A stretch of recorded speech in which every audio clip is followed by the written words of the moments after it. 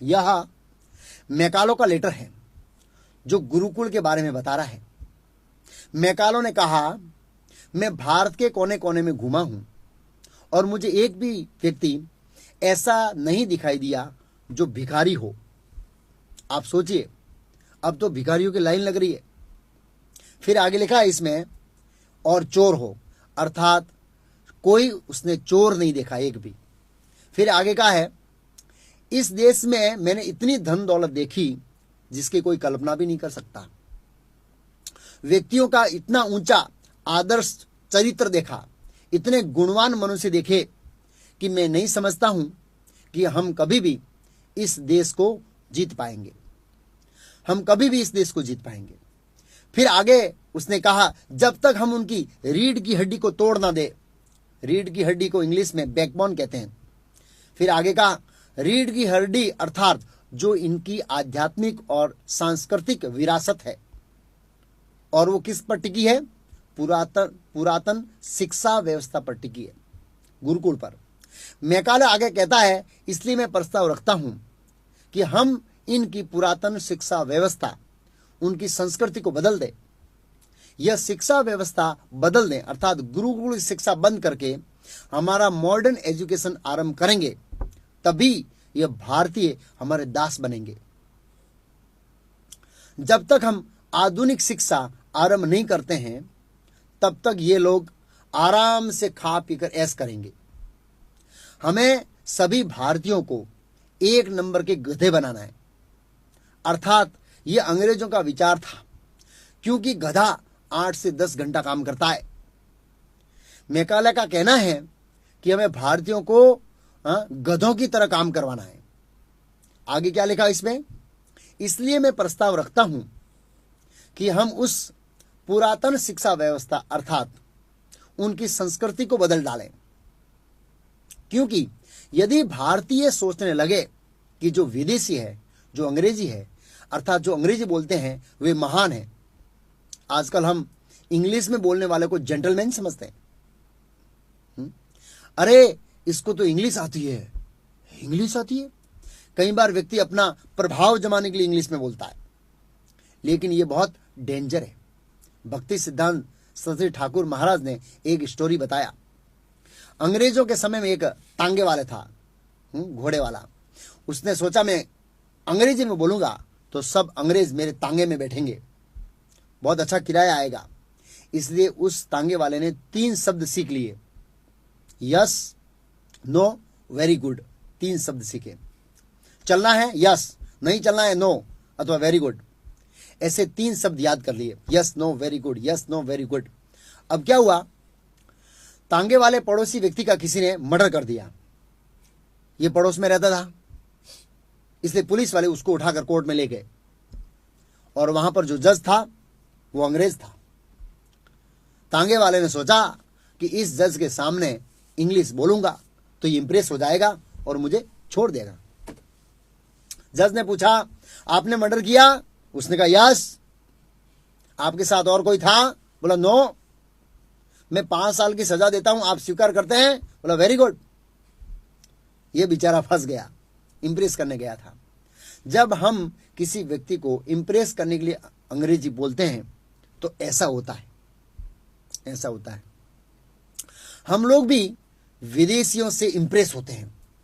ये टाई पहना हुआ है, इंग्लिश बोल रहा है। तो आगे इस पत्र में लिखा है, कहा है, क्योंकि यदि भारतीय सोचने लगे कि ये जो अंग्रेजी है, विदेशी है, वो अच्छा है और उनकी अपनी चीजों से बेहतर है, तब वे अपने आत्मा गौरव और अपनी संस्कृति को भूलने लगेंगे और वैसे बन जाएंगे जैसे हम चाहते हैं, एक पूरी तरह दमित देश अर्थात डोमिनेटेड कंट्री। हम सभी अंग्रेजों से डोमिनेटेड हैं। यह योजना प्रस्ताव 2 फरवरी को 1835 के दिन ब्रिटिश संसद में पेश किया गया था। ऊपर लिखा है, मैकालो का संदेश, भारत की रीढ़ की हड्डी को तोड़ दो। किसके माध्यम से? मॉडर्न एजुकेशन के माध्यम से। आज मॉडर्न एजुकेशन ने पूरी तरह भारतीय संस्कृति को तोड़ के रख दिया है। इसलिए हम लोगों ने गुरुकुल चालू किया है। आप अपने बच्चों को गुरुकुल में भेजिए, उनका भविष्य बचाइए, उनको चरित्रवान बनाइए। अभी कुछ समय पहले दिल्ली में एजुकेशन के मंत्रियों की कुछ मीटिंग हुई थी, पेपर में आया था। मीटिंग का विषय था कैसे बच्चों को चरित्र बनाया जाए और बच्चों को बचाया जाए और भारत को कैसे नंबर 1 बनाया जाए। अब्दुल कलाम ने भारत को टॉप 10 में नंबर 1 बनाने के लिए 10 मुद्दे दिए हैं। उसमें से एक मुद्दा था मॉडर्न एजुकेशन को चेंज करना। जब तक भारत मॉडर्न एजुकेशन चेंज नहीं करेगा तब तक भारत नंबर 1 भिखारी जैसा ही रहेगा। यह अब्दुल कलाम ने कहा है।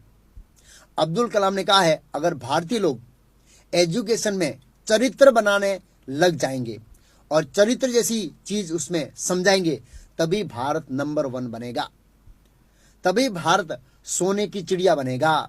भारत सोने की चिड़िया था, लेकिन अभी हम लोग तो कंगाल हो रहे हैं। इस लेटर का सार क्या है? मैंने ये लेटर यहां पर क्यों बताया है? मैंने इस लेटर को समाज की स्थिति की तुलना करने के लिए बताया है कि आज की समाज की स्थिति क्या है वो देखो और 125 साल पहले समाज की स्थिति क्या है उसको देखो। पहले भारत क्या था और अभी भारत क्या है। 125 साल पहले भारत ऐसा नहीं था कि 125 साल पहले ऐसा नहीं था कि लोग पूर्ण रूप से वेदों का पालन करते थे, लेकिन अभी की तुलना में वेदों का पालन ज्यादा करते थे उस समय। इसलिए जीवन में सुख और शांति थी। कहना का अर्थ यह है कि अगर हम भौतिक जीवन भी अच्छी तरह से जीना चाहते हैं तो वेद हमको मार्गदर्शन देने के लिए परफेक्ट है। तो हमारा जीवन पूर्ण रहेगा वेदों से गाइडलाइन लेंगे तो, क्योंकि वेद स्वयं पूर्ण है, वेद परफेक्ट है। वेदों के ज्ञान में किसी भी प्रकार का दोष नहीं है। वेद स्वयं सिद्ध है, अर्थात वेदों के ज्ञान को प्रयोग करने की जरूरत नहीं है। आगे हम समझेंगे कि कैसे वेद अपौरुषेय है, अर्थात मनुष्य द्वारा नहीं लिखे गए हैं, और न ही तो वेद कल्पना है, क्योंकि काल्पनिक ज्ञान से आप जीवन में सुख और शांति प्राप्त नहीं कर सकते। वेदों के जो ज्ञान है उसको 3 भागों में बांटा गया है, अर्थात वेदों के ज्ञान के 3 विभाग है। प्रथम विभाग है वह संबंध ज्ञान कहते हैं उसको। संबंध ज्ञान का अर्थ है यह जानना कि मैं कौन हूं और भगवान कौन है, और मेरे और भगवान के बीच है वो क्या संबंध है। ऐसे ज्ञान को संबंध ज्ञान कहते हैं। वेदों के ज्ञान के दूसरे भाग को अभिधेय कहते हैं।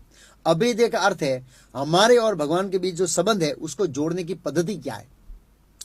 वेदों के ज्ञान के तीसरे भाग को प्रयोजन कहते हैं। कई बार हम कहते हैं भाई तेरा प्रयोजन क्या है। प्रयोजन का अर्थ है जीवन का परम लक्ष्य प्राप्त करना,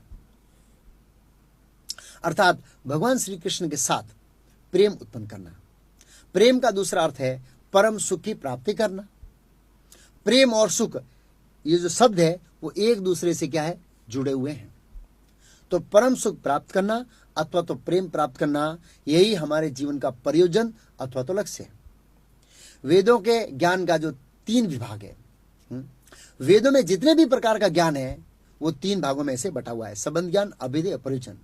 यहां पर मैं क्या वेद आधुनिक युग में भी प्रमाणित है, आधे विषय को पूरा करता हूं, क्योंकि वेदों का विषय बहुत विशाल है। बाकी का विषय हम अगले एपिसोड में समझेंगे।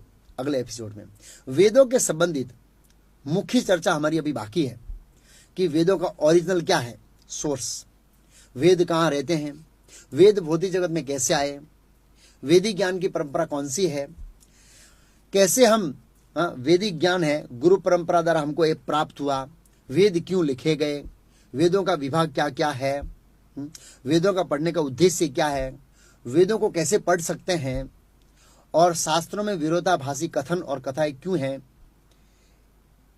इस सभी विषयों को अगले एपिसोड में चर्चा करेंगे।